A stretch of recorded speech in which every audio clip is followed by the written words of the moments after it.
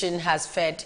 We will open the phone line as usual for you to call and make your contribution. Once again, congratulations and happy Democracy Day. We will definitely review the papers this morning and get to see what is happening in the papers. Then we'll go straight to today's edition. That's the topic today.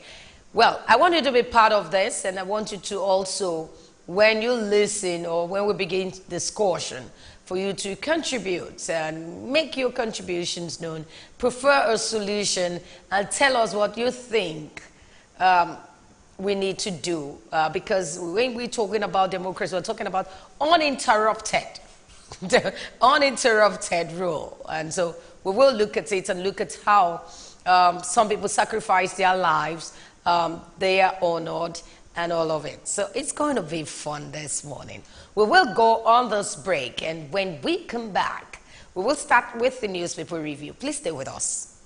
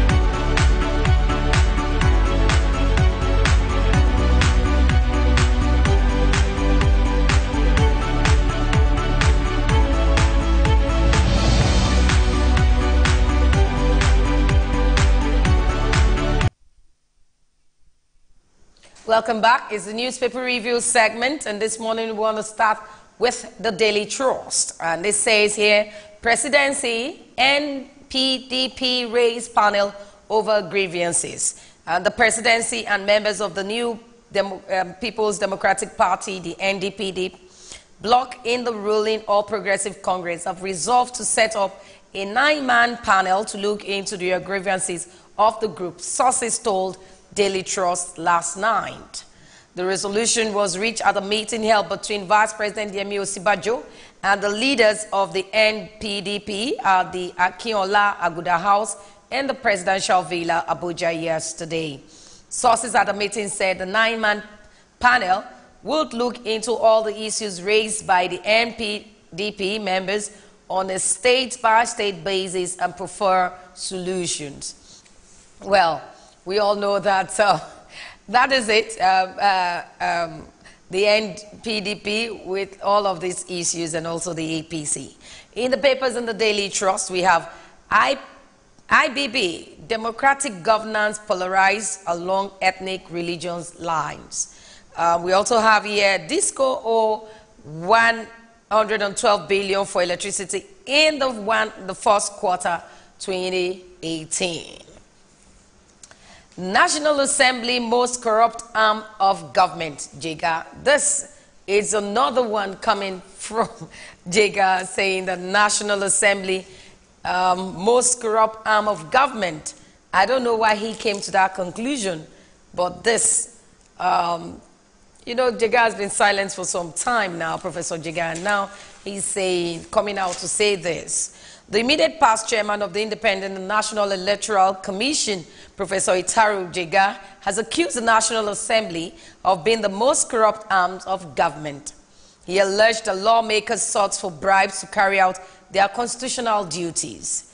He was speaking yesterday while delivering this year's Democracy Day lecture and the 3rd anniversary of the present administration at the International Conference Center, the ICC, Abuja, theme, Peace Building, Good Governance for Sustainable Development in Nigeria. Jega said some chairmen of the committees of the National Assembly are notorious for seeking for bribe. I spoke to quite a number of chief executives who complain of high demand for bribe from members of the National Assembly in the name of the so-called oversight functions. Well, I don't know from where those he spoke with, but this is a big allegation, and I think even from presidency hands, they should look into it. If part of the arm of government is the most corrupt, and it's coming from the former chairman of INEC, I think we need to find out if he's right after all. We still have in the papers this morning, and it says here, "Forsuit over damage of airline's property. 4 passengers who allegedly damaged the property of Air Peace at the Murtala Muhammad Airport, Lagos, were arraigned before Anogba Magistrate Court in Lagos yesterday. The passengers appeared before Magistrate Abina on a 3-count charge of malicious damage. The 2 out of the 4 passengers, however, evaded the arraignment and are now at large at Wasland. Taraba, 8 herders killed over damaged phone. Suspected Mumuyi youth have killed 2 Fulani youth at the Agua Akali village, Yoro local government area of Taraba State. The killing came few days after 6 Fulani were allegedly killed by the Mumuyi at the Malali village in that area. This also is in the papers. JAM not established to waste or steal money registrar. The Joint Admission and Matriculation Board, JAM, was not established by federal government to either waste or steal money, the registrar Professor Isa Oluyede has said. He said though the board was not meant to generate money for federal government, it should not steal unspent money.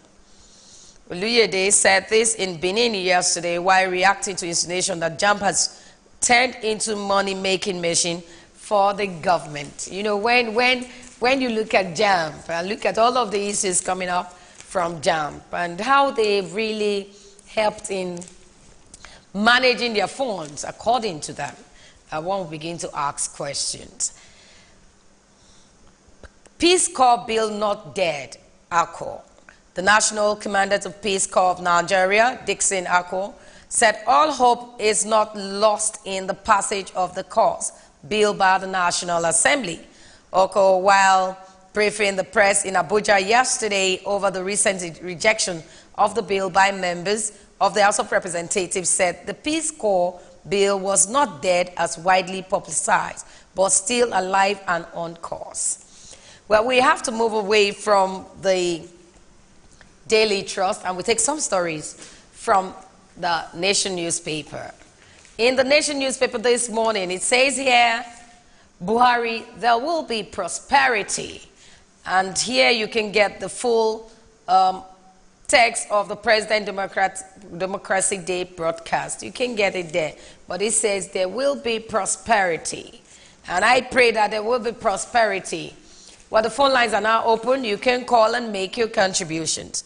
President Muhammadu Buhari promised Nigerians more prosperity and greater security as his administration marked its 10th anniversary.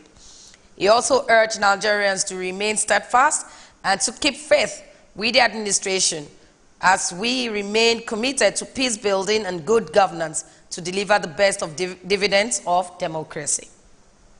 President made these remarks during the Democracy Day lecture delivered by the former Independent National Electoral Commission, Professor Taru Jega.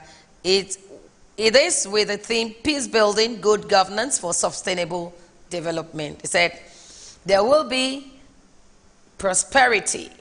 And I pray that there will be prosperity. I pray it comes now. I just pray that it comes now.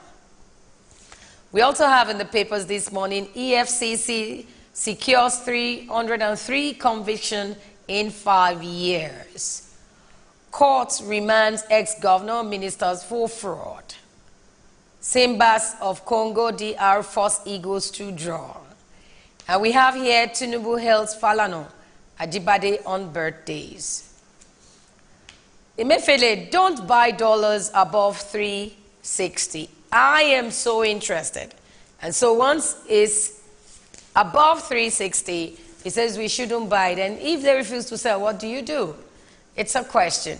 The governor of the Central Bank of Nigeria, Godwin Emefiele, yesterday paid unscheduled visit to 3 commercial banks in Abuja to monitor compliance with the over-the-counter sales order of forex to qualified buyers. The visit followed the Apex Bank's new directives that all deposit money banks must sell foreign exchange as the forex to customers and non-customers alike. Emefiele went to the regional head office of the First Bank at the Central Business District, Zenith Bank, also UBA. Went some out of these banks to public to go to the bank for their forex needs. And he says, they must sell to us. The question is, if they now tell you, they don't have, what do you do? But he has said that we shouldn't sell above, we shouldn't buy above 360.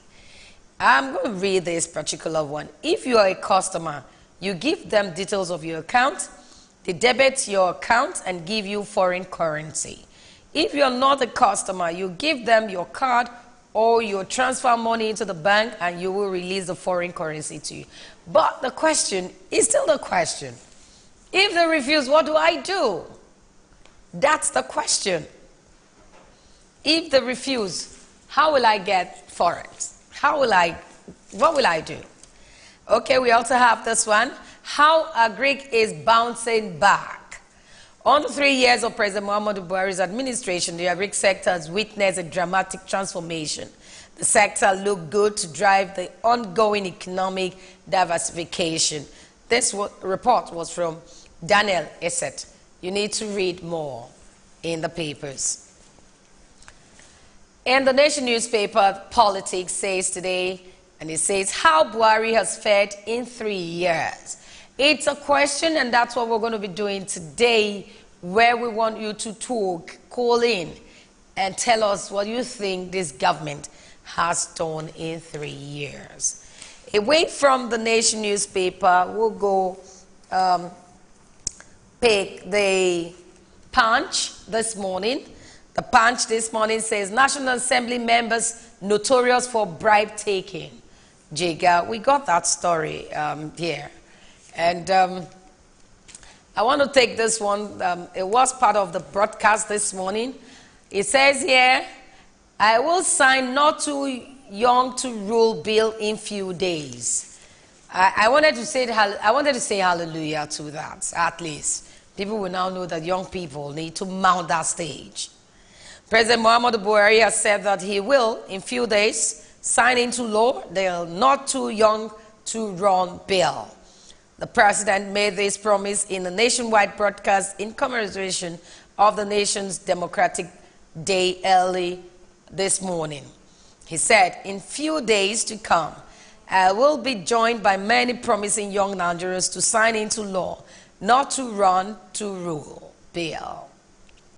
The bill, which is part of the process to amend the 1999 Constitution, seeks to reduce the minimum age required for elective position in the country. It was first passed by the Senate and the House of Representatives in July 2017. Many state houses of assembly in the country have also passed that bill. President Buhari also advised all and sundry to be law-abiding as the country enters into another election season. Well, during his broadcast today, this early hours, he talked about it. The election is around the corner, just around the bend, and before you could say Jack Robinson, we will be there. And so he was talking about how we should organize ourselves. And I think it's very important. It's not a do or die affair to be in position.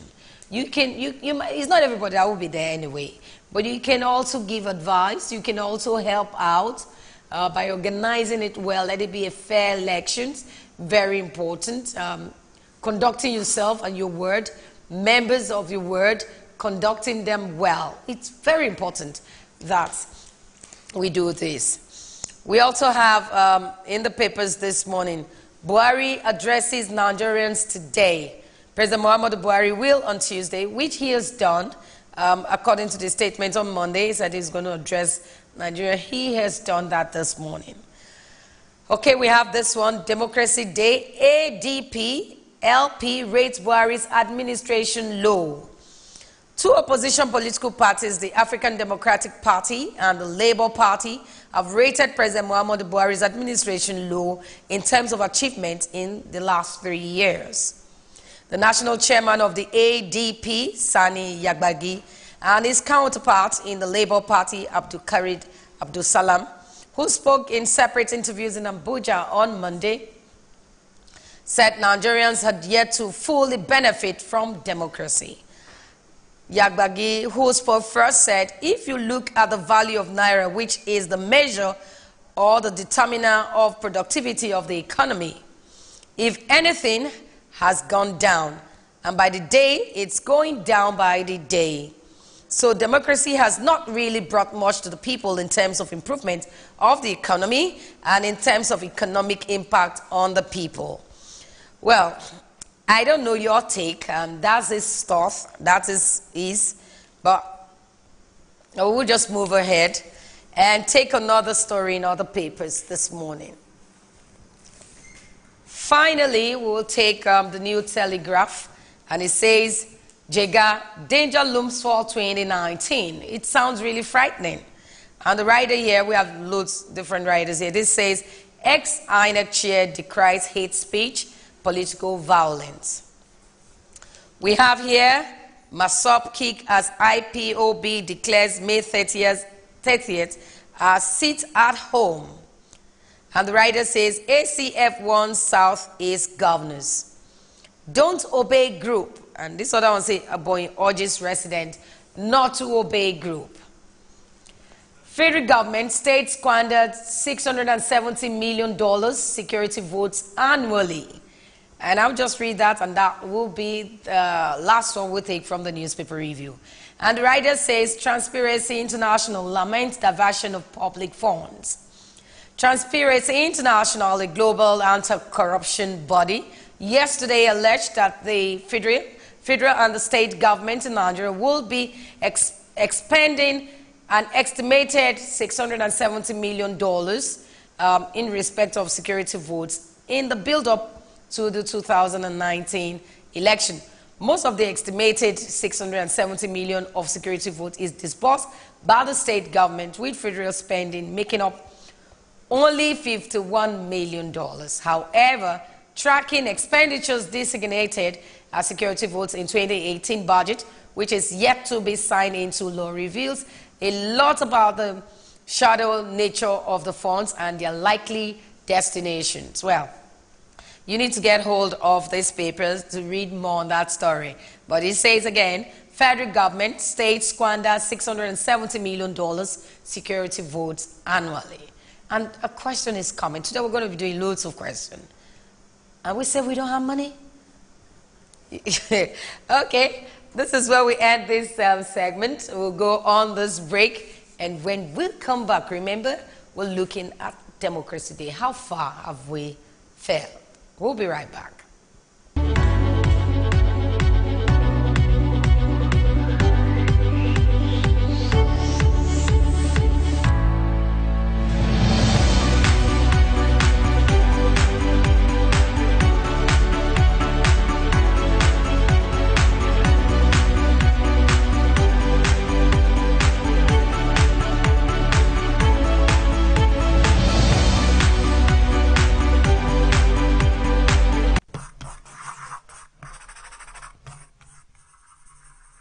SuperDawn, your daily live current affairs program where topical issues that border on politics, economy, sport, and sizzling national issues are analyzed, now holds every Monday to Friday, 8 a.m. to 10 a.m. on Superscreen Television.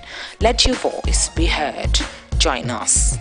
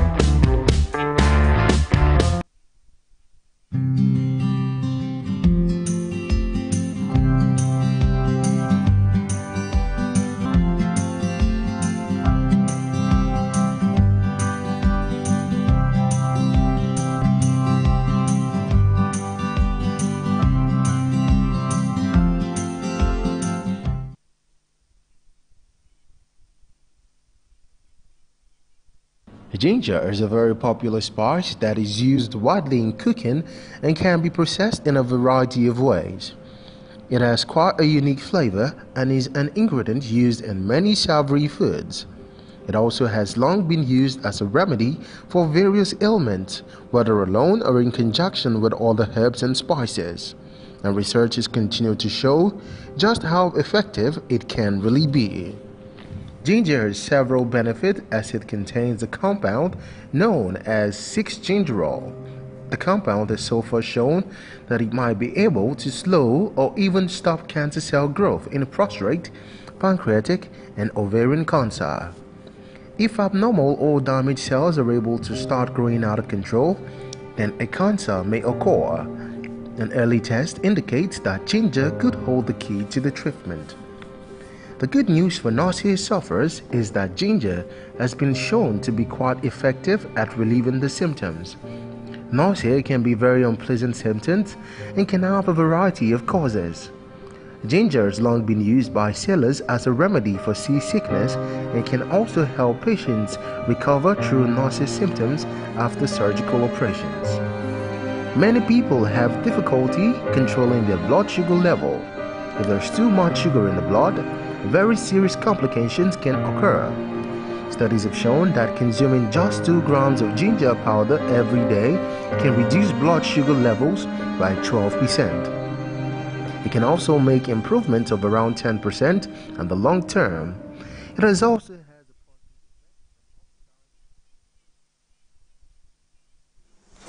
Welcome back, where we want to look at Democracy Day and the presidential speech this morning. We have with us this morning Babatunde Gbadamosi. He's a public policy analyst and also a development expert. Good morning to you. Good morning, Vera. It's nice to be good to have you here after a long while. Yes, it has been quite a while. Well, we want to look at what the president said this morning, and we'll play it right now. And when we come back, we'll talk more on that. Certainly. We'll go on this break, bringing to you the presidential speech this morning. Please stay with us. President Muhammadu Buhari, Commander-in-Chief of the Armed Forces, Federal Republic of Nigeria, to mark Nigeria's 2018 Democracy Day celebration. Mr. President.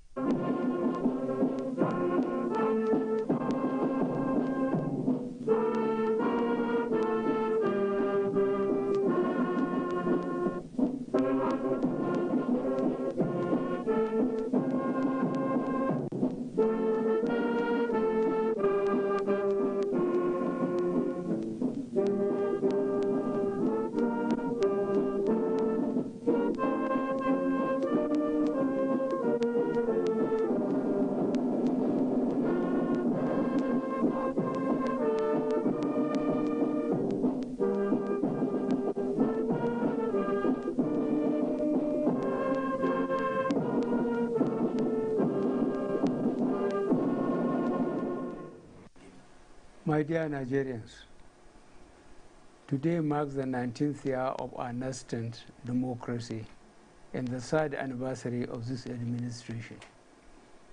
I am thankful to Almighty God for bringing us thus far. This administration came at a time that Nigerians needed change. The change we promised and the change we continue to deliver.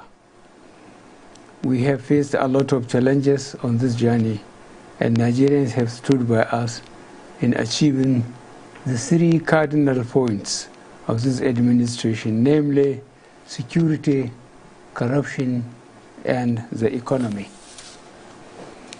The commemoration of this year's Democracy Day is a celebration of freedom, a salute to the resilience and determination of Nigerians, and a recommitment by the government to keep its promise to lead Nigeria into a new era of justice and prosperity. Public safety and security remains the primary duty of this government. Before this administration came into being 3 years ago, Boko Haram held large areas of land spanning several local governments in the northeast. Today, the capacity of the insurgents has been degraded, leading to the re-establishment of authority of government and the release of captives, including happily 106 Chibok and 104 deputy girls and over 16,000 other persons held by Boko Haram. In order to minimize the impact of the insurgency on internally displaced persons, government has established secure IDP camps and has improved the mechanism for the distribution of basic aid, foods, and essential commodities using various strategies in collaboration with local and international organizations. Efforts are in process for resettlement of IDPs in their home communities by providing schools, hospitals, clinics, water, and sanitation to facilitate a quick return to economic activities. Government is similarly implementing de-radicalization and rehabilitation programs to facilitate sustainable peace and development. The unfortunate incidences of kidnappings, herdsmen and farmers' clashes in several communities, which have led to high number of fatalities and loss of properties across the country, is being addressed, and the identified culprits and their sponsors shall be made to face the full wrath of the law. All the three tiers of government are presently engaged with communities and religious organizations to restore peaceful coexistence among Nigerians. I want to commend members of the multinational joint task force drawn from Niger, Benin, Chad, Cameroon, and our own country in collaboration with the international community who are assisting in the fight against insurgency in the northeast. I also commend the gallantry of members of our armed forces and other security agencies that have continued to provide security for lives and properties across the country. State and local traditional authorities are helping with much needed intelligence in this fight against insurgency.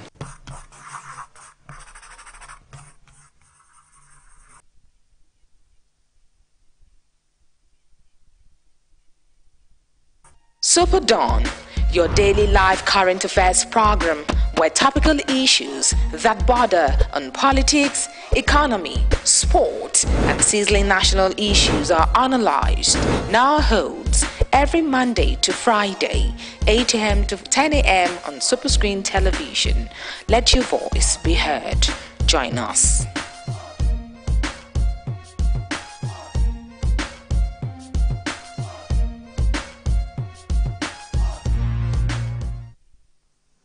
Welcome back. Well, you heard some of the things the president said. We'll bring more to you as we continue in today's edition of the program. We still have Madam Mosi here with us this morning.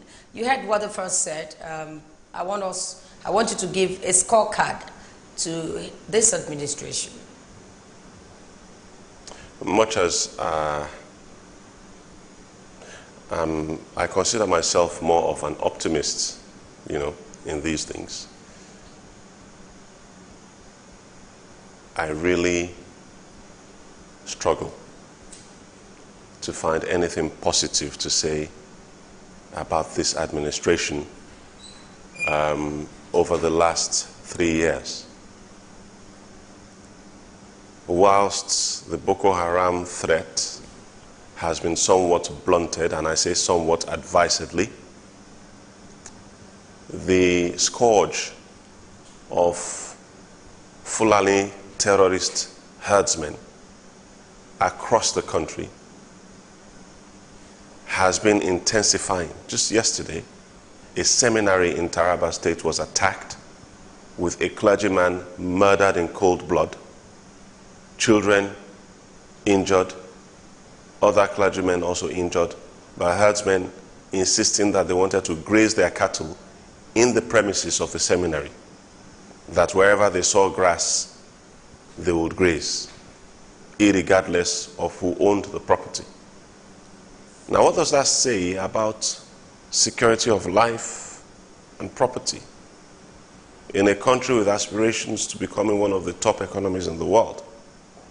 I dare say that this president has failed woefully on security. Whatever praises he chooses to shower upon himself ring completely hollow. But you heard the speech. He said this process is nascent.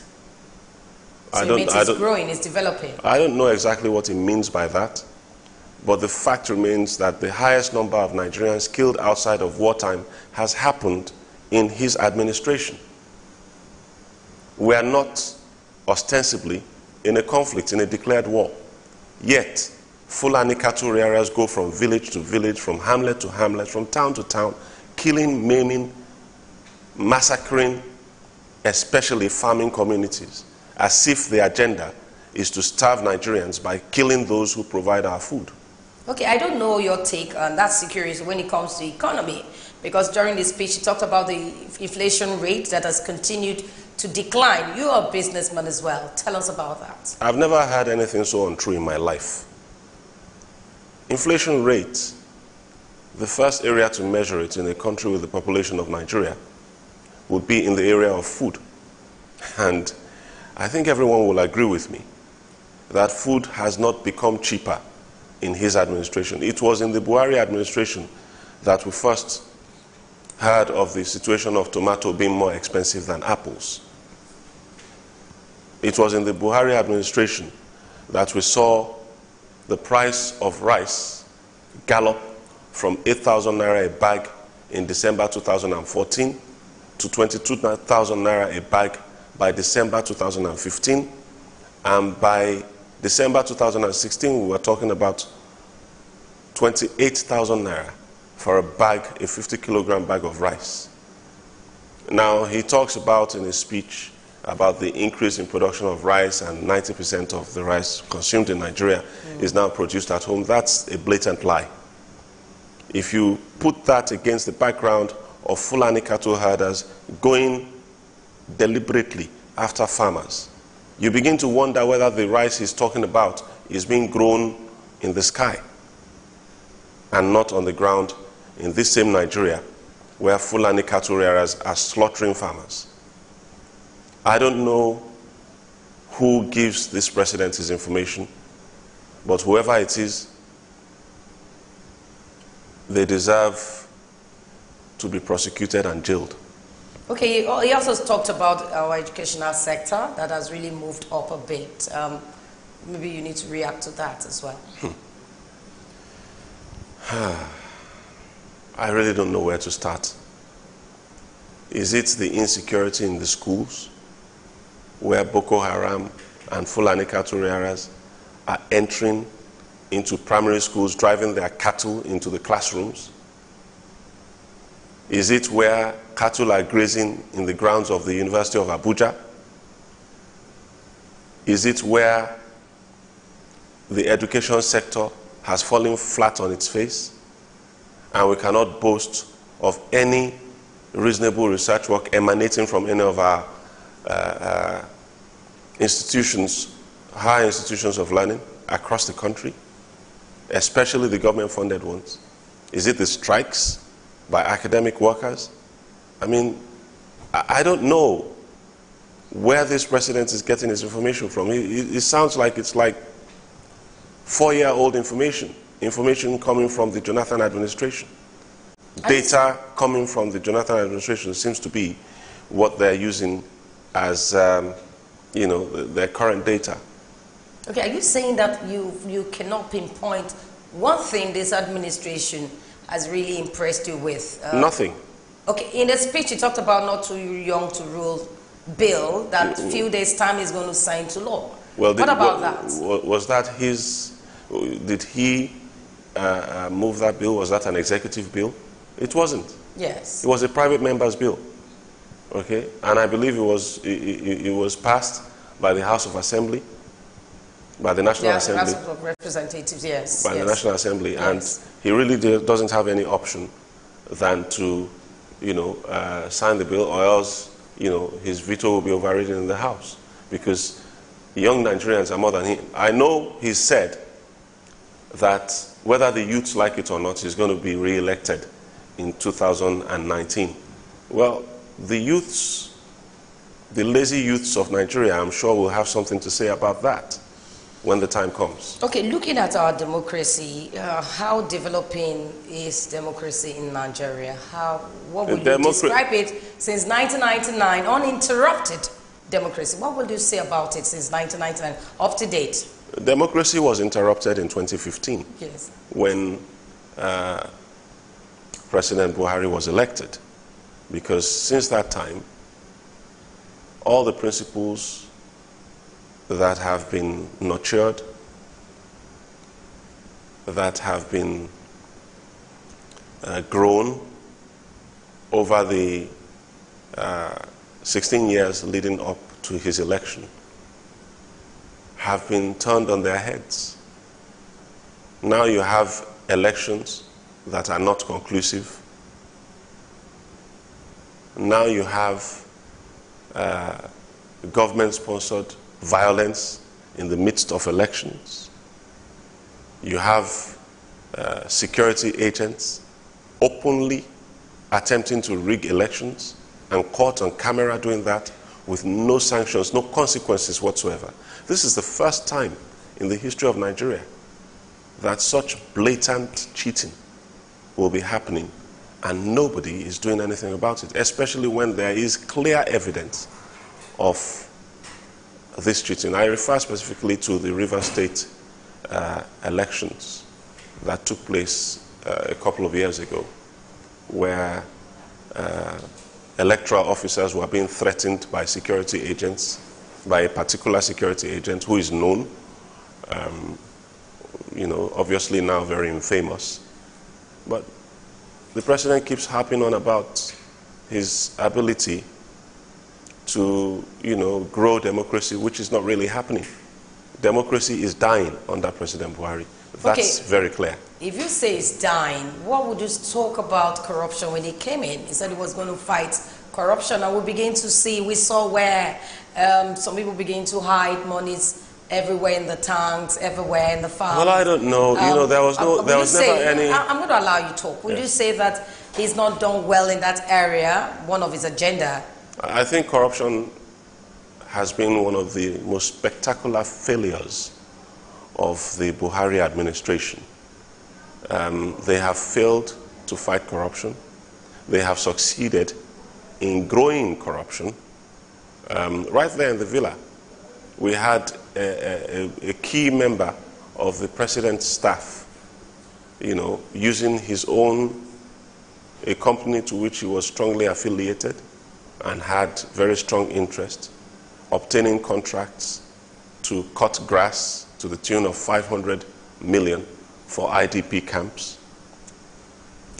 You have an NNPC group managing director approving contracts of $24 billion without going through due process. Of course, this allegation was made by the Minister of State for Petroleum Resources, the Honorable Minister Ibe Kachiku. So you have all sorts of other corruption issues oozing around the villa. You have budgets where the president is to have his hair cut to the tune of 79 million per year.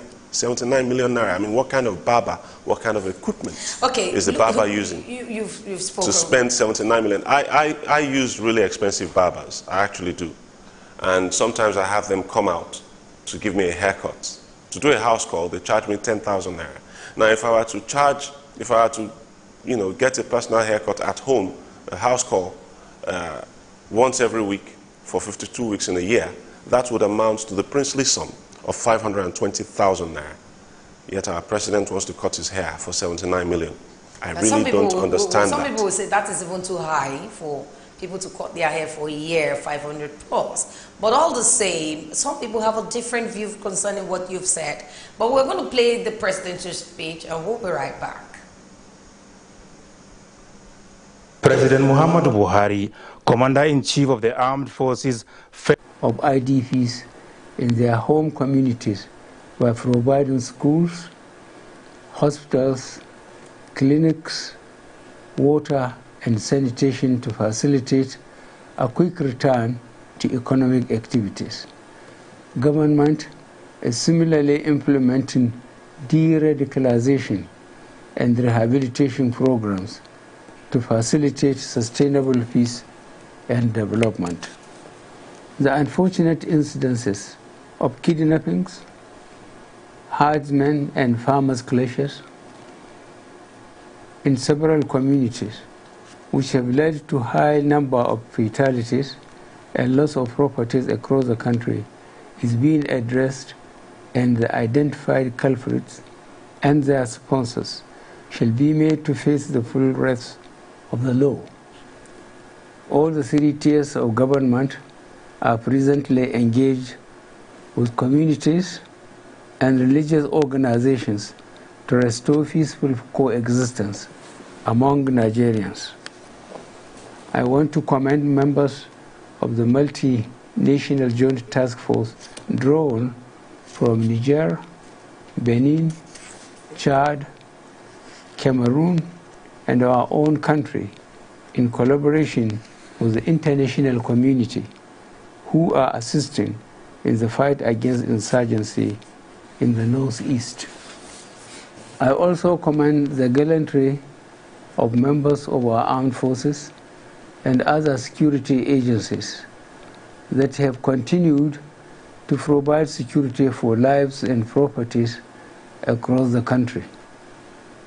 State and local traditional authorities are helping with much needed intelligence in this fight against insurgency. This administration is pained over the grievous loss of lives and properties occasioned by the carnage of insurgency and other forms of criminality in the country. I wish to assure Nigerians that we will not rest until all criminal elements and their sponsors are brought to justice. Government is boosting the capacity of our security agencies through recruitment of more personnel, training and procurement of modern equipment, enhancement of intelligence gathering, as well as boosting their morale in the face of daunting challenges. The Niger Delta region has enjoyed relative peace through social inclusiveness and cooperation of the elders and the good people of the region. Government is committed to implementing the comprehensive peace, security, and development plan for the region. The environmental cleanup of the region, which commenced with the launch in Bodo, Ogoni in June 2016, is progressing satisfactorily. Furthermore, farming assets are being revived and investors in cocoa and palm oil plantations are showing serious interest. The second primary object of this administration is to fight corruption headlong. Like I have always said, if we don't kill corruption, corruption will destroy the country. 3 years in this administration, Nigerians and the international community have begun to applaud our policies and determination to fight corruption. We are more than ever before determined to win this war. however hard the road is. I therefore appeal to all well-meaning Nigerians to continue to support us in this fight. Various policy measures already put in place to stem the tide of corrupt practices are yielding remarkable results. Some of these key reform policies include: A. The Treasury single account has realized billions of naira being saved from maintenance fee payable to banks. 200 billion naira has also been saved from elimination of ghost workers in public service. B. The whistleblowing policy has helped to recover over 500 billion.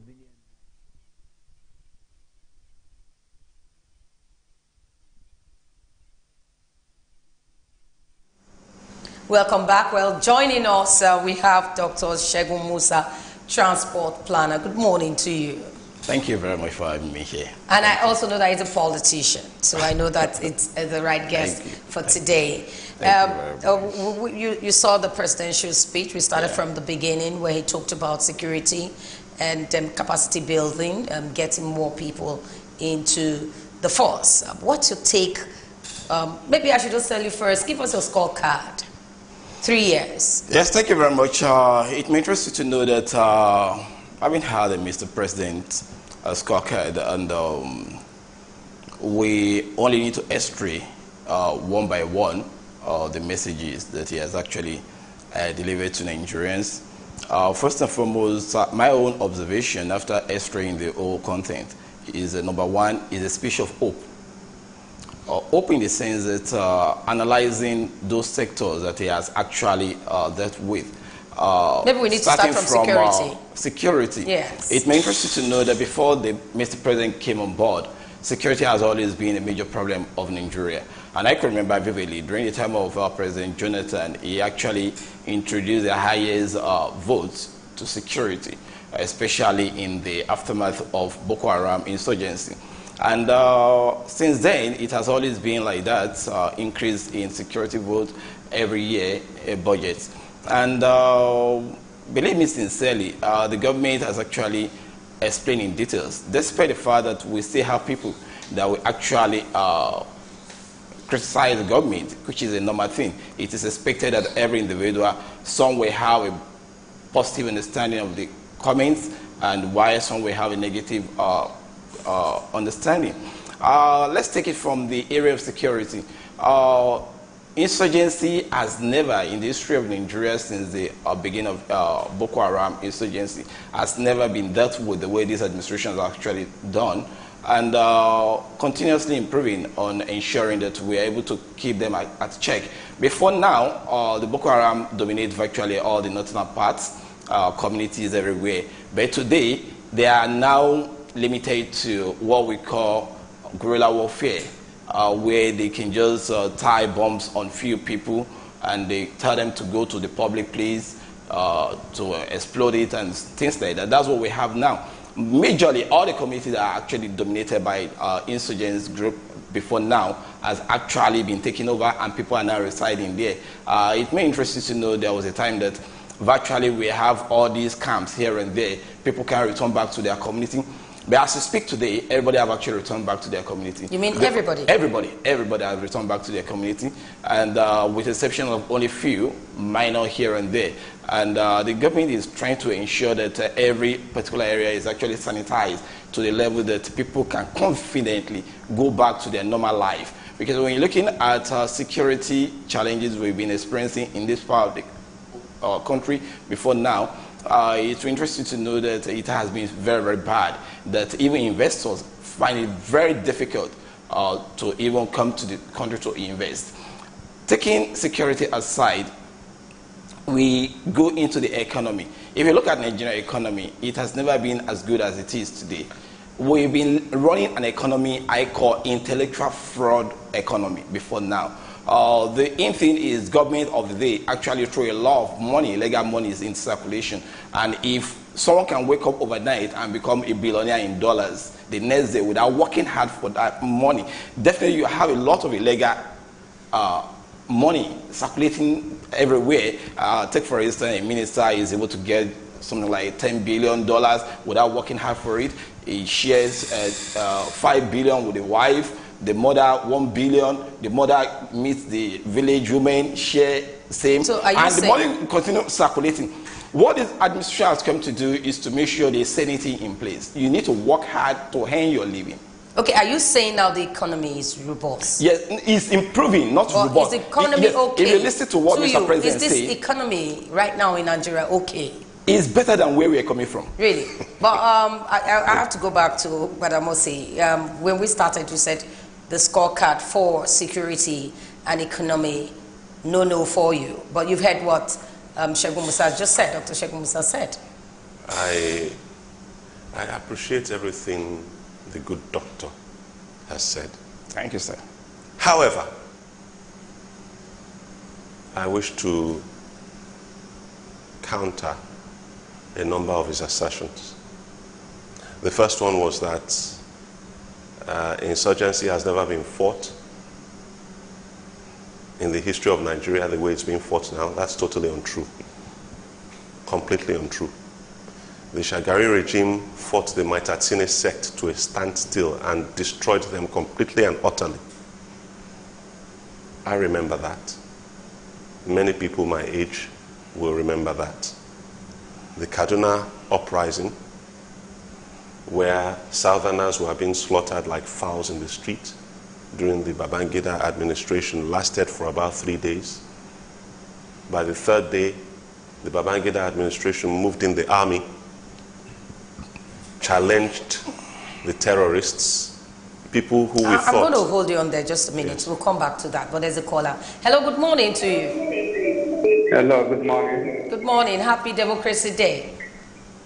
Thank you. Okay, go ahead.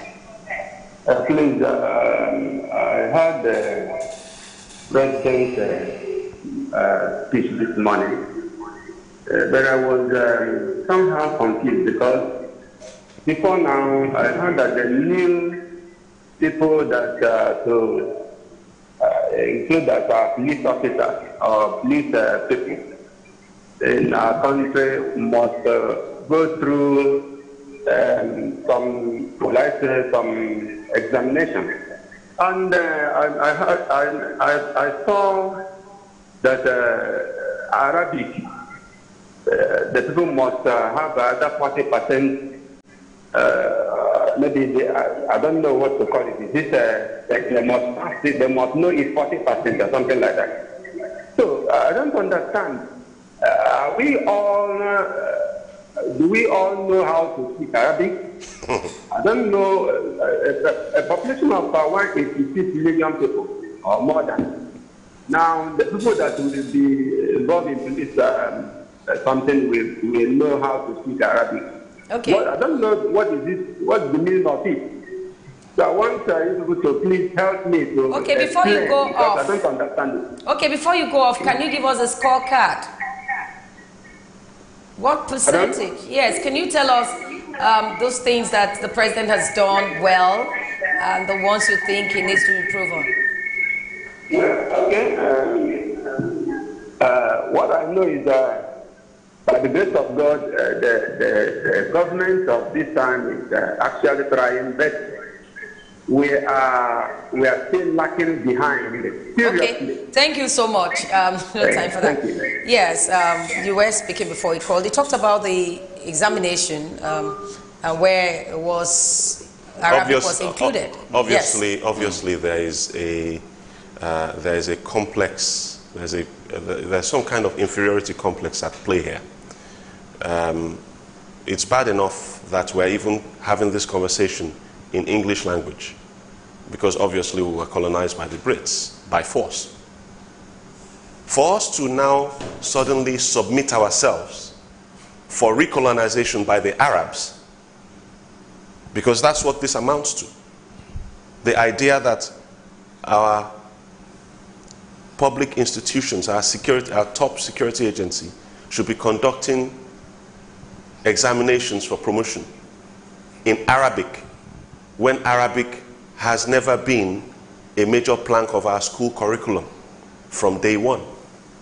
I find that a very, very, very serious issue, and it goes to the argument that this government is looking to Islamize Nigeria. Okay, you saw his while he was talking. You were about telling us what you feel about what he said before the caller called in. So yes. Now, as far as the economy, we know that this government has failed. If you go to the market, you can see the failure. It's there, palpable, right in your eyes. Rice costs more now than it used to. However, flowery. Okay, I'm going to maybe we'll just take this one and pause a bit. Yes. Then they will allow us to talk more. Yes. Good morning to you.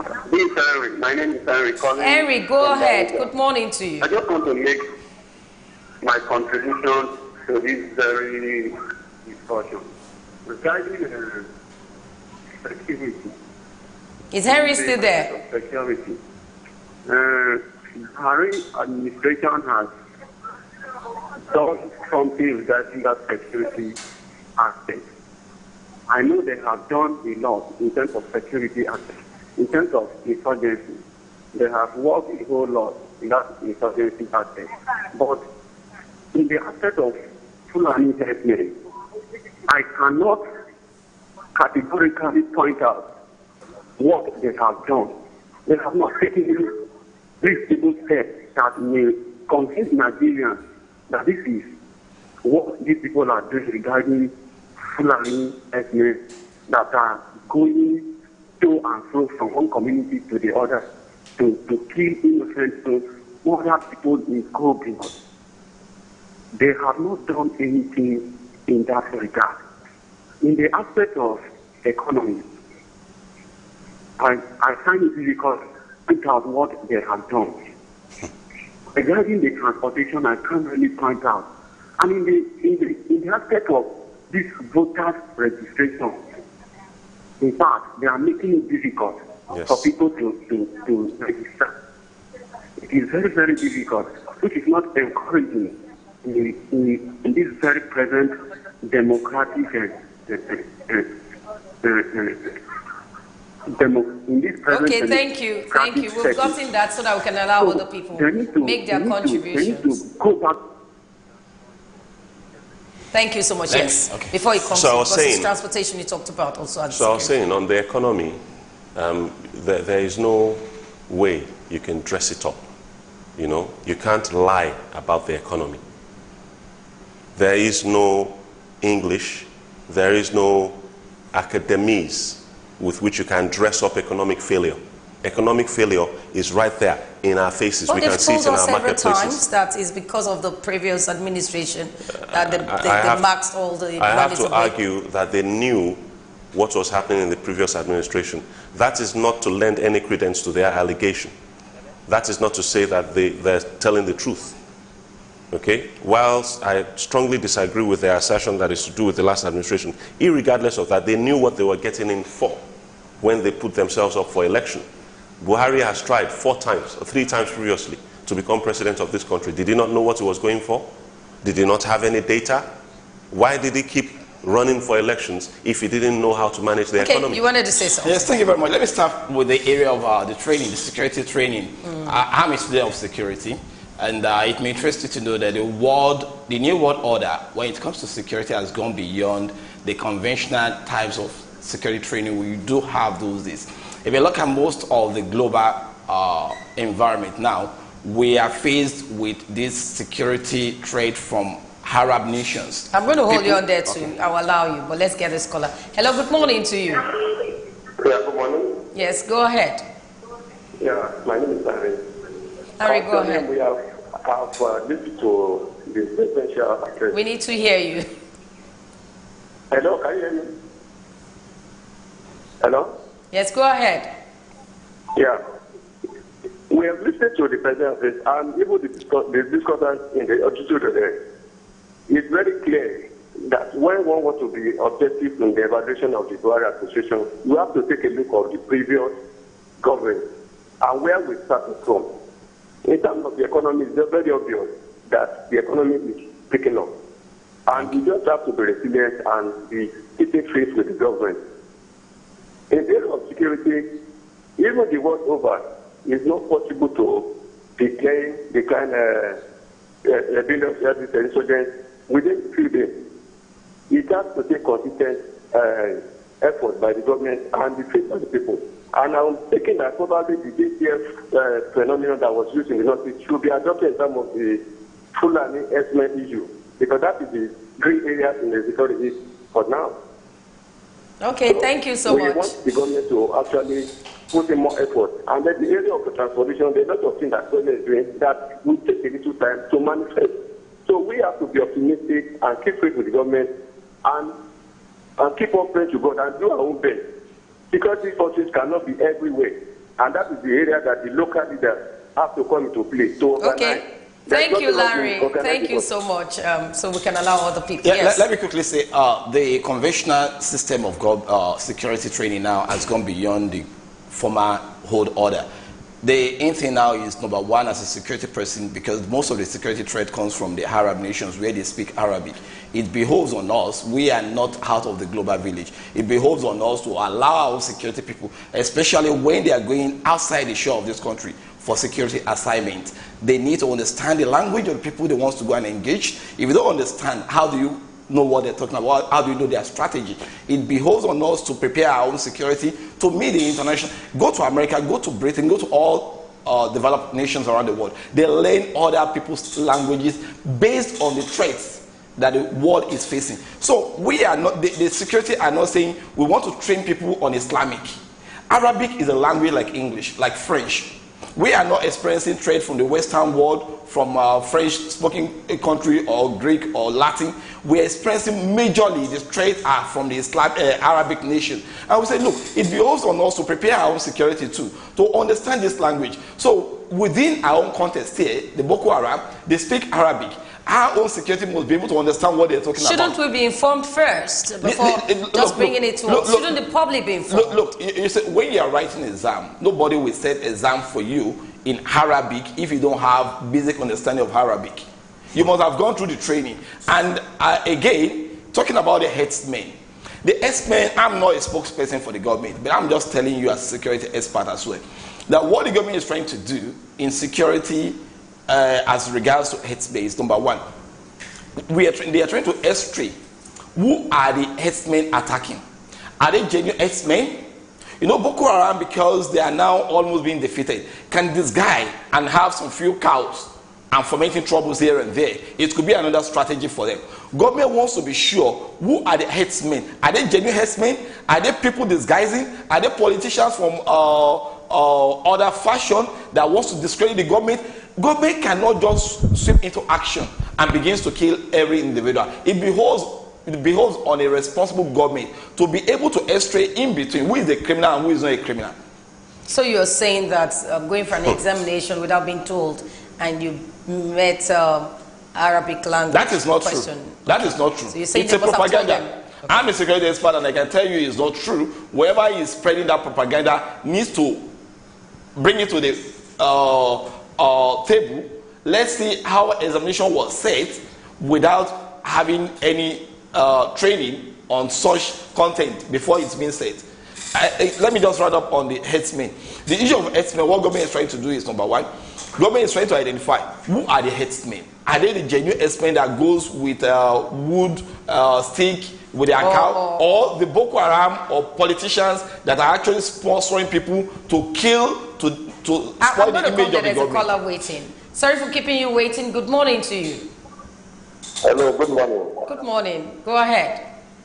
Yeah, the issue of life, the president said after the life. You need to, we barely can hear you. Yeah, about the issue of life. Yeah, he mentioned that there is light. I can tell you that in my own area, there is no light. And we pay more than what we consume here in the terrain here in Lagos. Yeah, time for you to come out and say there is no light. And two, the issue of security, they have failed in that aspect. They should try to wake up from that security. Before they enter the government, before they enter, I think they said that the past administrators, they don't know their job. They are coming to keep things up. things are getting worse now. We should just wake up and do something right. It's not just coming in the street every day, give us promises at the end. That we say it's a political statement. Okay, John, are you saying they've not done well in any sector? Is that what you're saying? The status I feel that they have faced is 1, security, 2, light. I'm telling you. Okay, thank you so much. Thank you so much. Yes.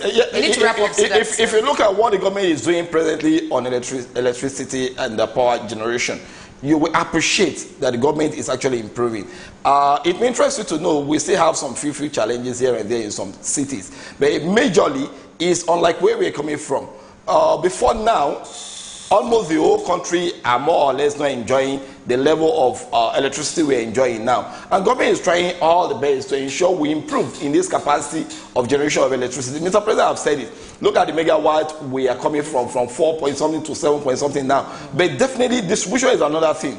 Generation is another thing. And Mr. President have said in his speech that we are improving on all these sectors. Again, the economy that people have been talking about, the price of rice.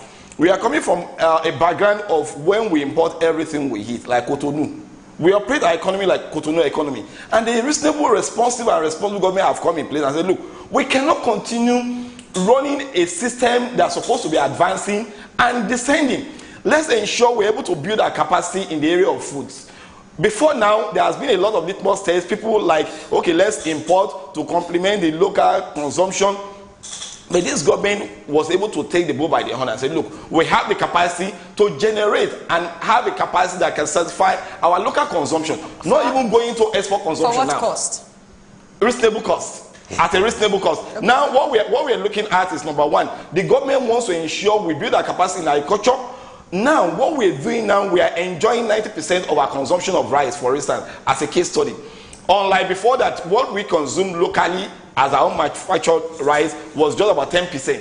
Now we are now looking at if we're able to satisfy 100% local consumption, we can now begin to look at export consumption. And not only that, the price cannot, if you realize when this government came into board and said, look, let us begin to build our capacity in food subsidy. We were able to say, okay, we met the situation where government introduced local consumption and we are having rice at the rate of 28,000 naira per bag.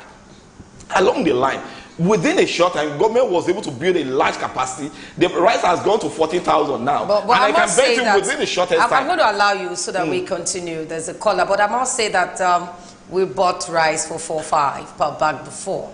And now 40,000. So you can see the difference. Can I just step in very quickly? Every assessment. No, I will allow you step in. Let me just get this caller. Hello, good morning to you. Hello, good morning. Good morning to you. Go ahead. A female, I'm excited. Please, I've been listening to this program. I want to talk with a young man on the meeting. He kept saying that the government is working towards, the herdsmen, trying to find out who are the herdsmen, trying to know, if they are from politicians. Where they are coming from. Then I want to ask, for how long will government keep waiting for or trying to find out who are these people? For how long? Even when they see the whole nation, it's not fair. The government should wake up. What the government has, I'm disappointed with this government. They said work here. I used to support them, but now I don't think if I can support them any longer. What they are doing, they are not working. They said workmen. Our president has told workmen. Yes, when Jonathan was leading us, things are they are not like this. Nowadays, things are very, very difficult. Things are going, people are dying here every day by day. They should please do something. Thank you, Joy. Thank you for calling. They should do it. Thank you for calling. So now you are hearing from people, from Nigerians, who are feeling the pinch. It's easy for people to sit in some gilded cage, some gilded ivory tower somewhere, okay, and claim based on what they are reading rather than what people are experiencing in the streets that things are getting better. The truth is, at the end of the day, this government is a total failure. I've never seen a government sit and superintend such spectacular failure in every field of human endeavor as this one. Okay. The truth is, at the end of the day, he mentioned that prior to this administration, that we were producing only 10% of what we were consuming in terms of rice. That's a lie. That's an absolute lie. As of 2014, December, Nigeria was producing 80%, and there is evidence to support that, of people coming in from abroad to come and invest in rice milling capacity all across the country. Okay? I know of people who invested in high quality cassava flour production plants across the country. All those things are now dead because of this administration. One of the first actions of this administration when they came in was to throw open the land borders and allow rice to come in by land for some specific importers. We don't know about that, but hold on. That's a fact. We have a caller here. That's Hello, a good fact. morning to you. Hello. Good morning to you. Hello. Good morning, good morning. Good morning. But you need to turn down the volume of your TV set so we can hear you. Yeah, I'm slowing down. Okay, go ahead. Hello. Go yes, ahead. good morning, we can hear you. I didn't hear you very clearly. Go ahead, go ahead. We can hear you now. Yeah, I'm not hearing you. Okay, maybe Go you ahead, need go to. ahead. Buhari government is a failure to the nation. Are you hearing me? Are We you can hearing hear me? you. We can Yes. hear you. Okay. Yeah, let me quickly respond. As I was saying, Massive killing in the Middle Belt. There's a lot of people killing. Buhari didn't do anything. To go there to sympathize with them, he didn't even do anything. Like his Minister for Information, Mr. Pipeline. Everything is on pipeline. Everything is on pipeline. For how long are we being in pipeline? We are tired of this government. Thank you so much Let them for pack calling. and go. Why did you have to have government? Mr. President, don't just call him Buhari's President Muhammadu Buhari for your correction. as I was saying before Just that call quickly came in, wrap up so we as I was saying before that call came in, now you said you're a security expert. I don't know if you are more of an expert than a retired four-star general.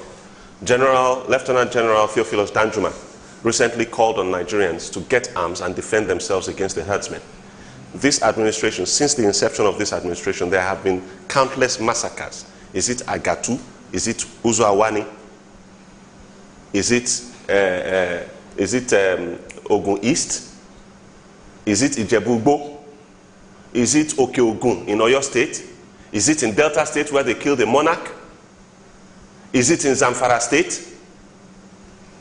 How long is this government going to investigate the genesis of these people? Is this in TV land where they buried 72 people the other day, and then just after they buried them, another 18 people were killed? As they were going to bury those 18 people, the people in the funeral procession were also attacked and killed?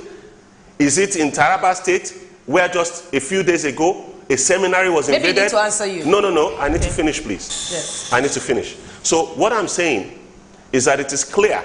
Everybody knows that these are either herdsmen or Boko Haram, whoever it is the hell they are.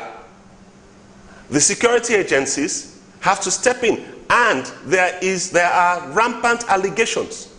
And you cannot dismiss the allegations of a four-star general when he says that some Nigerian security agencies seem to be colluding with these people in their activities, in their dastardly activities of committing genocide against the Nigerian people not of Fulani extraction.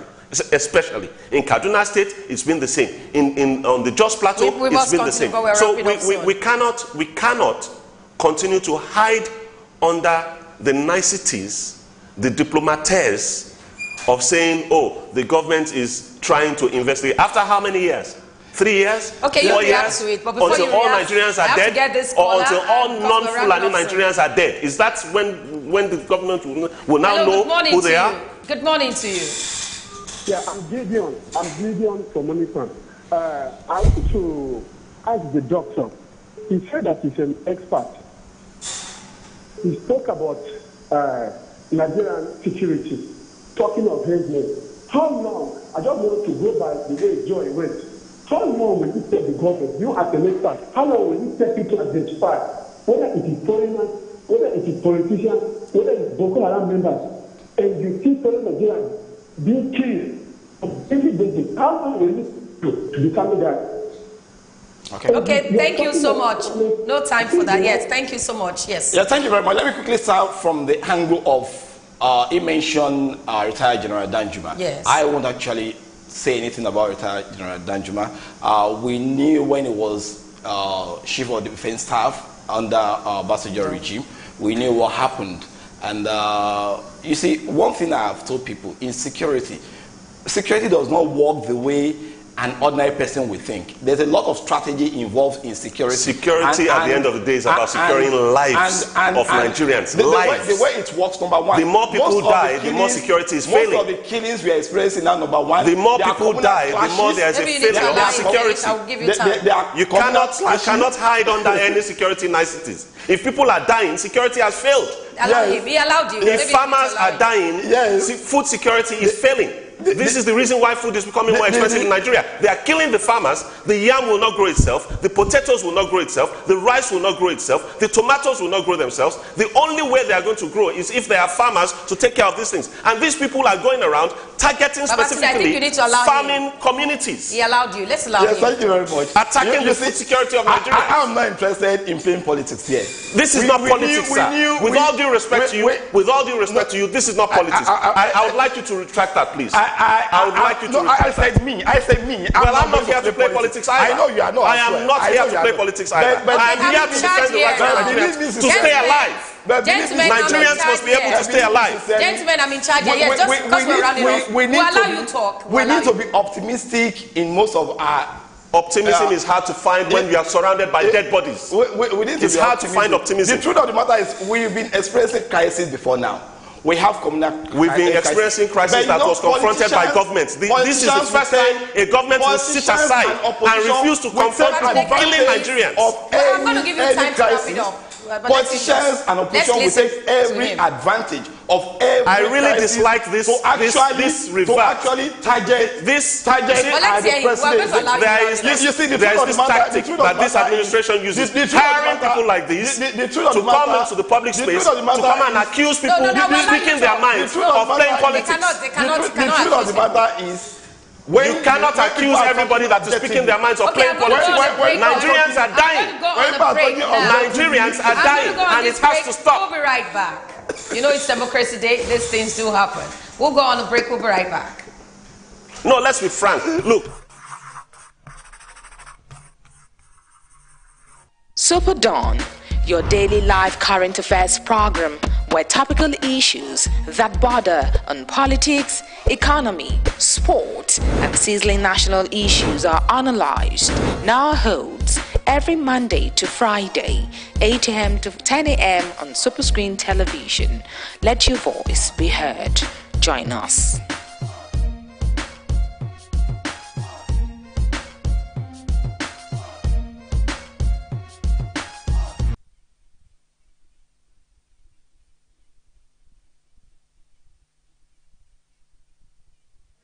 Welcome back. Well, we're going to allow Dr. Musa, you have to continue. Yeah, number one, we need to identify what constitutes communal crisis, what constitutes criminals within a community, what constitutes herdsmen attack, who are the herdsmen.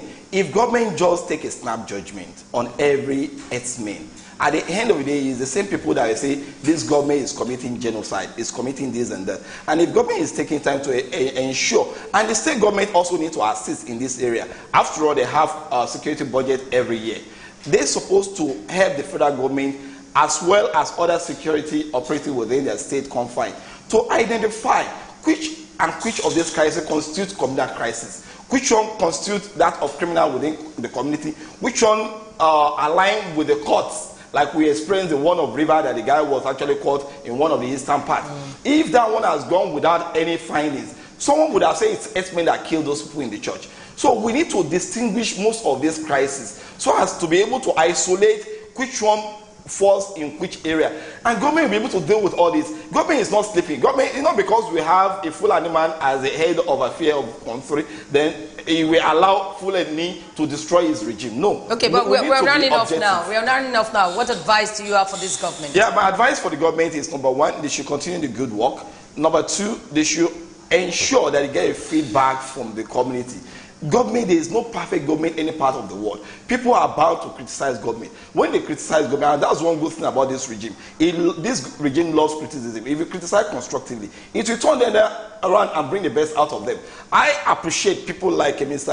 Badamosi to criticize the government. And I can bet you, the more he engage in this kind of criticism, the better the government will be improving. We've gotten only 4 years. If the government have opportunity of having additional year, like PDP have gotten almost 16 years, definitely we will have something better than what we have. Okay, we must wrap up now. Yes. Thank you very Finally, much. From Babatunde Badamosi. I'm so sorry, but I find his statements really ludicrous.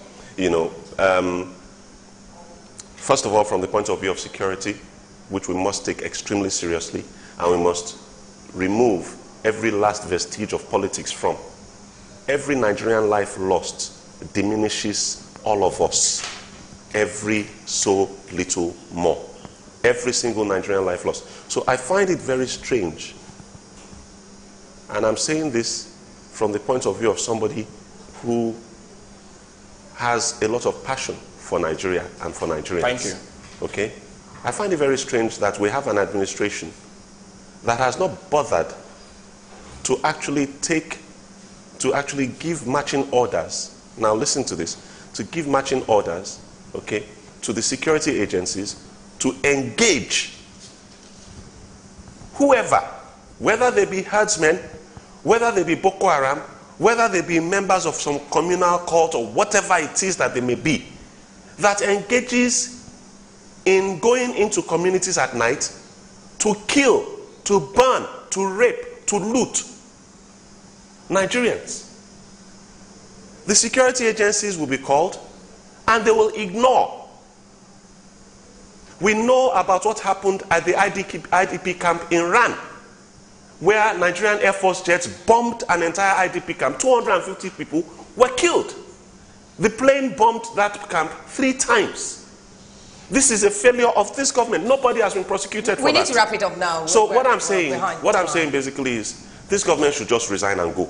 Okay. We've had enough. We're going to still invite you again. We must wrap up now. I want to thank Dr. Shegun Musa, Transport Planner. Thank you for coming. Thank you very much. I believe my good brother will give this regime another opportunity. Okay. I hope not. I really hope that this regime doesn't come back in 2019. Nigerians, you know what to do. Get out there, get your PVCs and vote them out. Okay, I want to thank Babatunde Badamosi, public policy analyst. Thank you so much for coming on this special day. Thank you very much.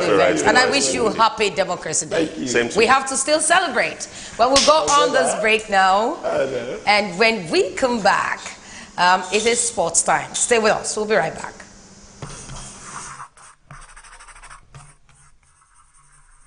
SuperDawn, your daily live current affairs program where topical issues that border on politics, economy, sport, and sizzling national issues are analyzed, now holds every Monday to Friday, 8 a.m. to 10 a.m. on Superscreen Television. Let your voice be heard. Join us.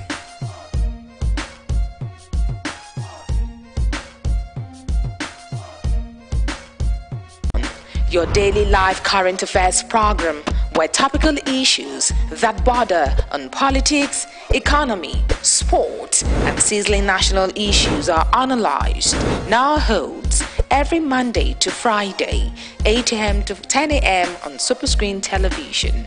Let your voice be heard. Join us.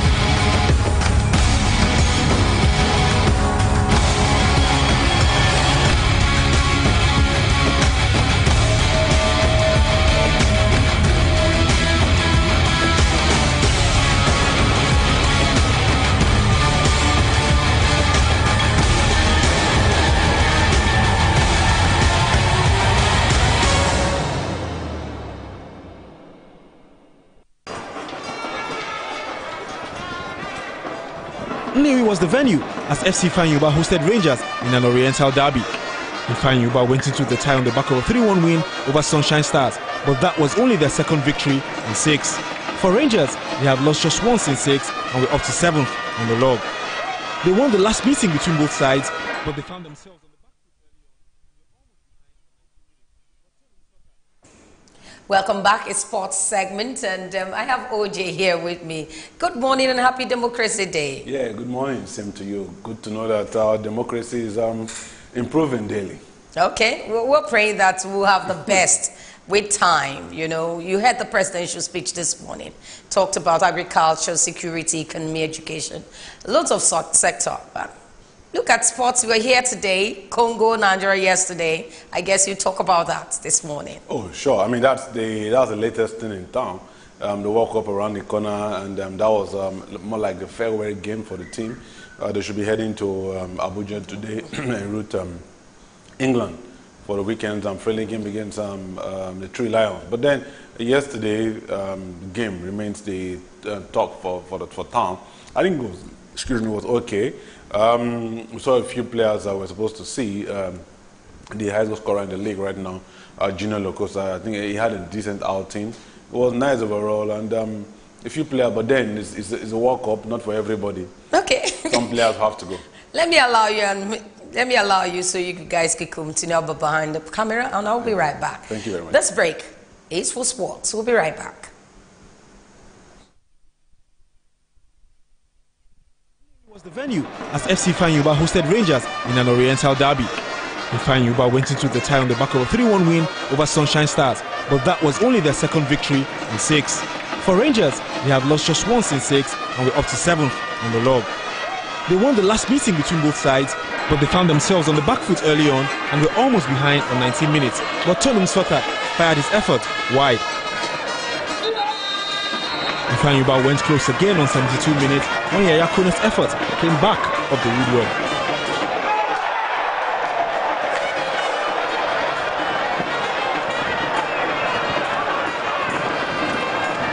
Rangers had the chance to win it in the 4th minute of added time, but Kelvin Itoya's shot came back off the upright.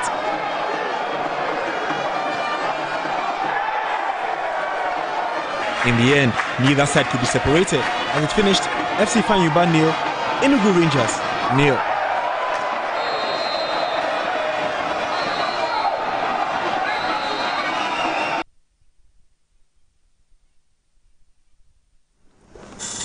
Hello there, good morning, and welcome to Super Screen today. It's the MPFL on Super Screen. MPFL today, and of course, a happy Democracy Day to all of you out there. Democracy Day, and of course, we continue to see how we can make it better in Nigeria. I won't be here talking about democracy alone, sports anyway. Mike Mayaki is also here. Mike, happy Democracy Day. Same to you. Just I'm a member of the old school. I'm so used to October 1st. So I've not yet, it has not, the 29th May, it's not really dawned on me yet. It will take some time. But all the same, I mean, a nice time to be alive, to think about the way forward and to rejig, a few things that were not done well in this country. Certainly, of course, enough time to rejig things. And talking about rejigging, we're taking our movement today from the game yesterday in Port Harcourt, the international friendly, the fairway game for the Super Eagles as they prepare to hit the World Cup. That was the game against DR Congo. We'll devote the program to that game today. Of course, we had 2 key players, one in the league, one who played in the league and left on either side. On the Nigerian side, we had Junior Lokosa, the top highest goal scorer, and on the DR Congo side, we had Fabrice Ngoma, the DR Congo player who played in Nigeria, but is returned back home to play for AS Vito Club, and I was in Nigeria yesterday for that game. Well, we'll start with the Nigerian side, and of course, Mike, first off, let's go straight to business. We'll talk about the match later.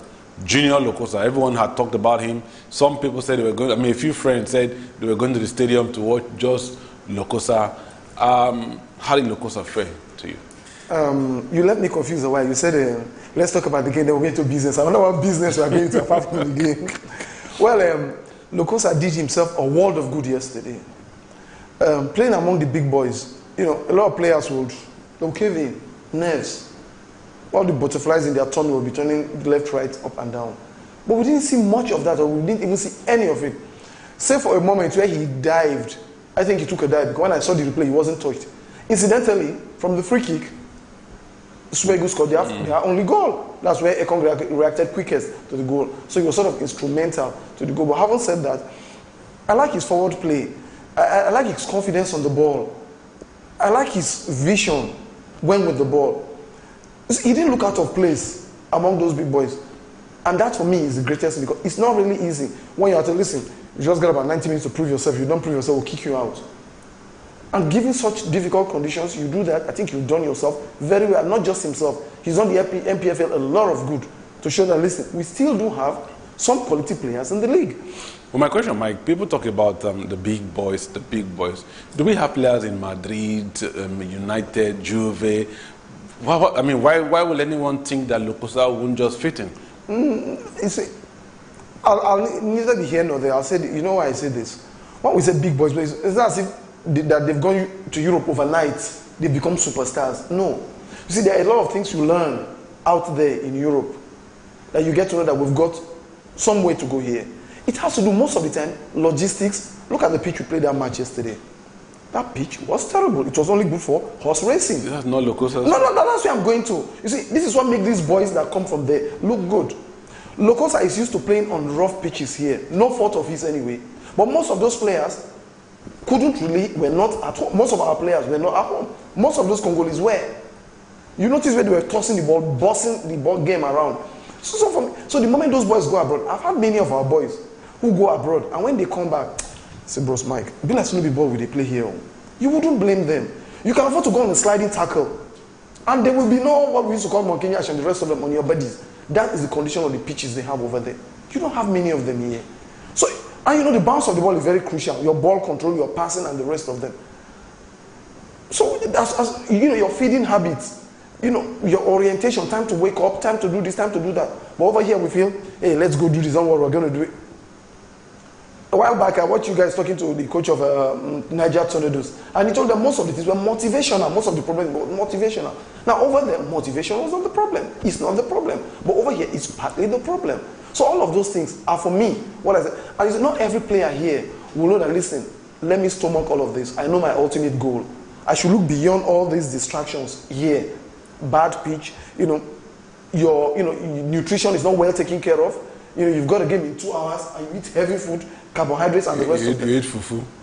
all of those things do not tell.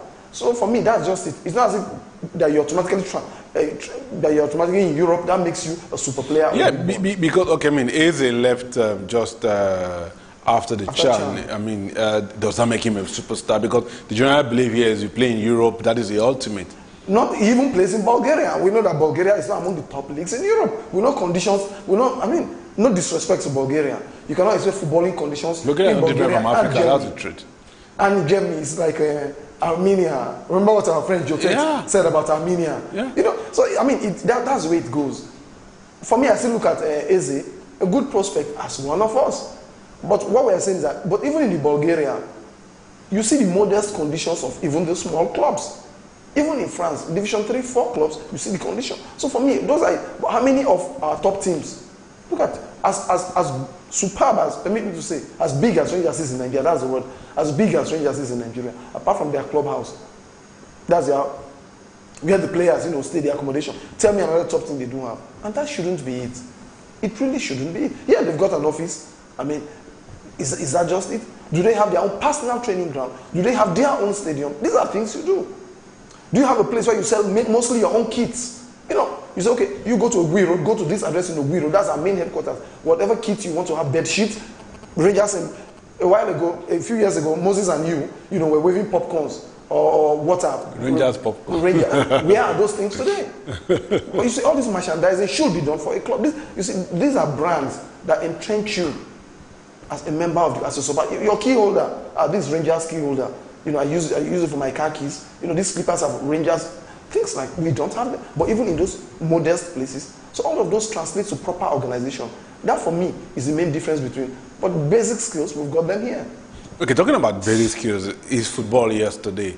I mean, Twitter was practically Lokosa trended yesterday.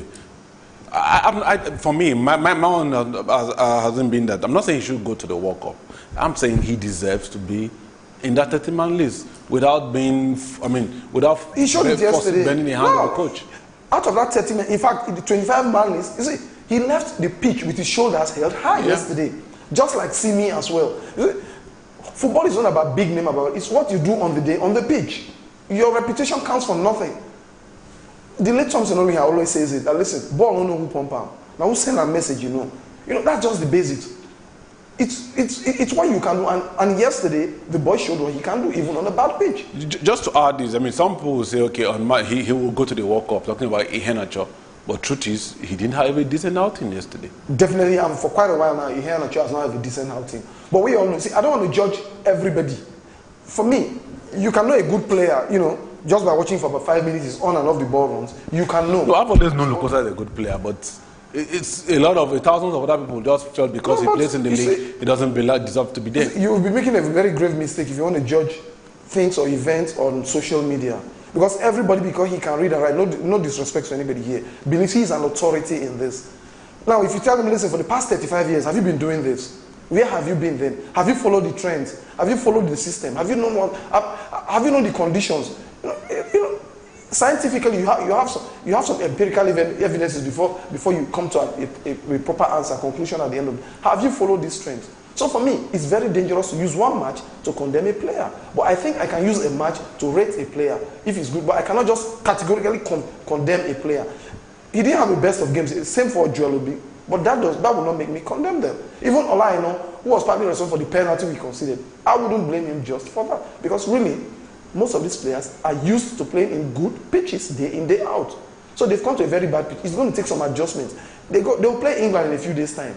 Get to watch them. Soon after they play another friendly game, get to watch them and rate them. We saw these guys play against Poland. We saw them play against Serbia. We saw the mistakes on the day. For me, there were a lot of big pluses. Look at our goalkeeper, who didn't have to contend too much with the bounce of the ball, especially, of course, the ball bounces in front of him. But all the aerial balls and the rest of them, I thought Uzo was very good. I've always rated him anyway, ever since the first time I saw him.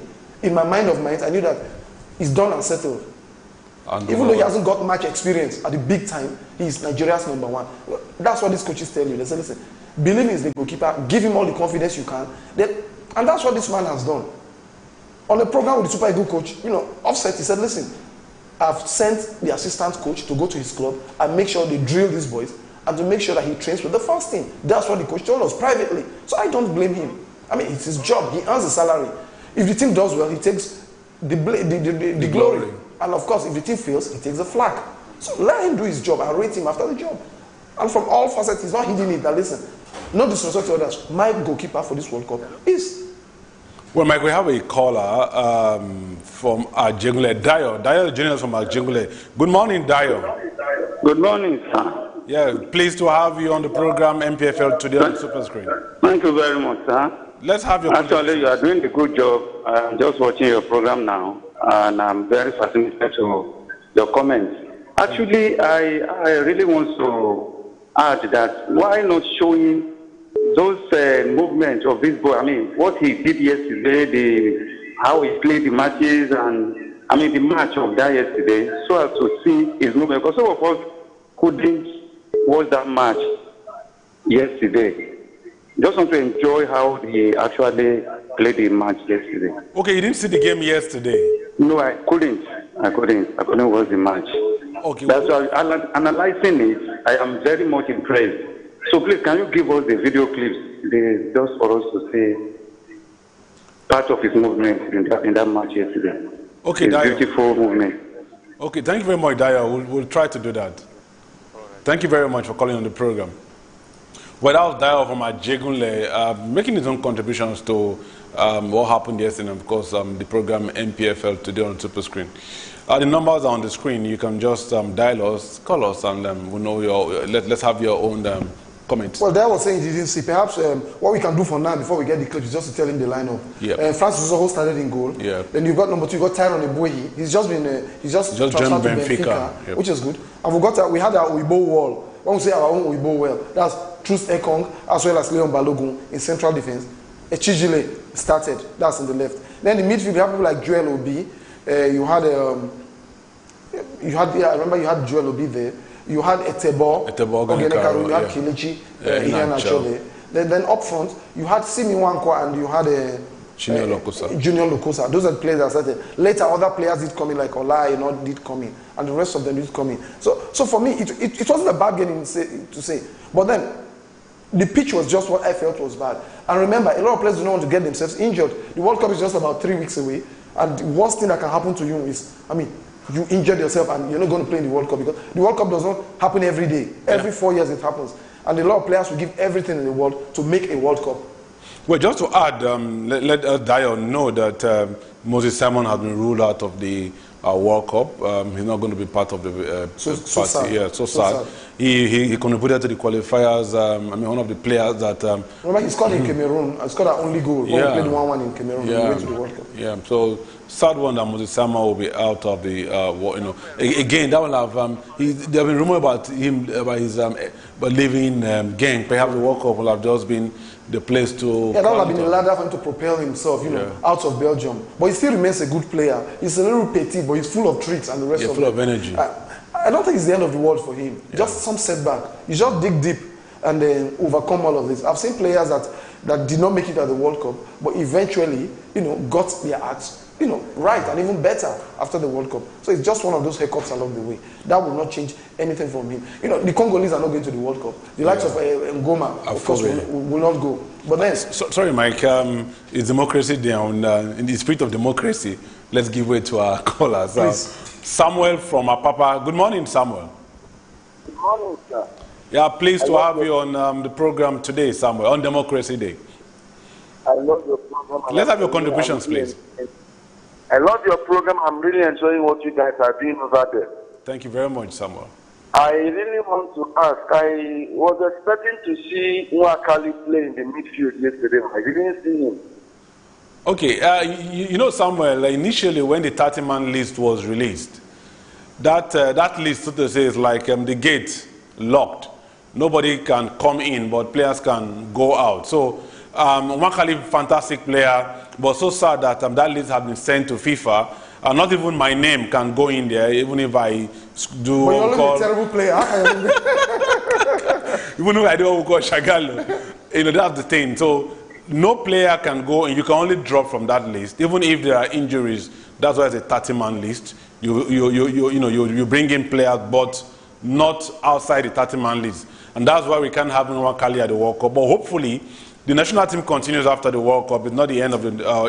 A lot of activities continue. There will be the Under-23 Olympics, so we'll see more of Nwakali, and I'm sure Nwakali understands that he's going to be in after the World Cup. I hope you get that, Samuel. All right, thank you so much. Thank you very much, Samuel. Well, you can join us if you want to be part of this program today, Democracy Day. So we really want to give a lot of our callers time to talk on the program today. Well, Mike, just before we go, we'll soon be kicked out of the studio. Time to go. Fabrice Ngoma, the former FC Fayumba player, he told me 2 weeks ago he will make the team. He will make the trip to Nigeria. I was just over the moon when I saw him. Then he made his debut yesterday. How do you feel? A player we had here won the cup here in Nigeria, now playing for a big team in his country, AS Vita Club. They're in the Champions League, and he's made his debut too. Well, that's the advantage of having to leave your league, go outside, strut your stuff, and if you do well, you get propelled onto higher heights. We saw him here as a member of the Ifeanyi Uba team that won the Federation Cup at the Teslim Balogun Stadium. Yeah. It was some 2-3 years ago, and he wasn't one of the bad guys. He played alongside those famous Brazilians and Everton, the coach. Taman Medrano. Yeah, by the way, it's how time flies. Taman is even left. So having said this, he was part of that great Ifeanyi Uba team that achieved that. Soon after, he went back to his country. And going back, he didn't just join he joined Vita. And Vita is in the continent. You can also watch them on satellite TV. Champions League. That's it. You can also watch them on satellite TV. Right, the Confederations Cup. So watching them on satellite TV will show you that, listen, we still have, wherever his CV is written, and the fact that he played in Nigeria will be it. And most likely, it added to why he was invited to this game. Remember, they have big names in this. Benny Kafobe, who plays for Wolves, played yesterday. Yep. Pity that Pascal, Bolasi, who plays for Everton now, couldn't just make the game. But they got fantastic. And Didier Mbukani too. Such players, of course, could not make this one. But it was glad to know that other players were given a chance. Yeah. You see, you saw that understanding among the players that came yesterday. They were so much at home, and trust Pascal, he came in as a substitute, and of course, Long did not do himself, badly. I just wanted to ask if he did call upon some of his teammates because it was nearby, from Umuahia. Eze was there. I mean, I saw pictures he took with Eze. They were teammates in that famous team. So trust them, of course, to rewind and ask after. But they had good times in that team. Hopefully, too, one day we'll see him play for Tepe Mazembe, the biggest team in his country. Well, that's our program today, MPFL Today on Super Screen. Hope you've enjoyed our package. Many thanks to Dayo and Samuel for their calls today. On Thursday, by the grace of God, we'll be back again. Thank you. Bye-bye. Aqua United hosted troubled Sunshine Stars on match day 18 of the MPFL. The Uyo side were knocked out of the CAF Confederations Cup in midweek despite winning 3-1 against Al Hilal. They will be hoping to use that performance as a springboard for domestic success. For Sunshine, they finally climbed out of the bottom four, courtesy of a 2-1 win over Wiki Tourist last time out. However, having never won in Uyo, they went into the tie as underdogs. Chances were few and far between in the first half as neither side could find any clear-cut openings. But Aqua struck first on 42 minutes through Ifeanyi, who sweetly hit free kick, curled over the wall and into the net.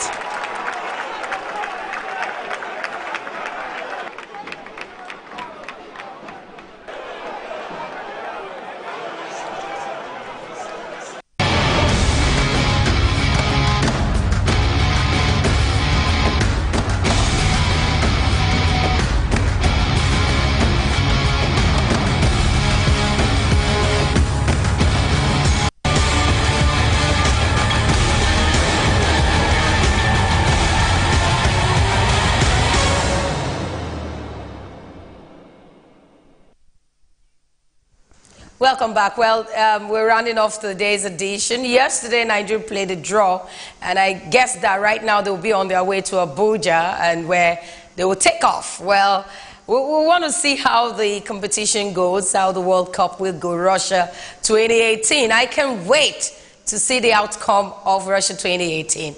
Well, we started with Democracy Day and with a presidential speech where he talked more about the security, economy, power, talked about gas, agriculture, educational sector. But throughout this week, what we'll do is we'll bring to you each day, we'll take a sector, an extrait, what Mr. President has said. Well, I know all of you, most people are home right now. It's a holiday, and Super Screen will make you enjoy this day. Well, keep watching Super Screen Television. Happy Democracy Day. I am Vera Osopo. By God's grace, tomorrow we will continue with SuperDawn. Keep watching us and enjoy today. Have a beautiful holiday.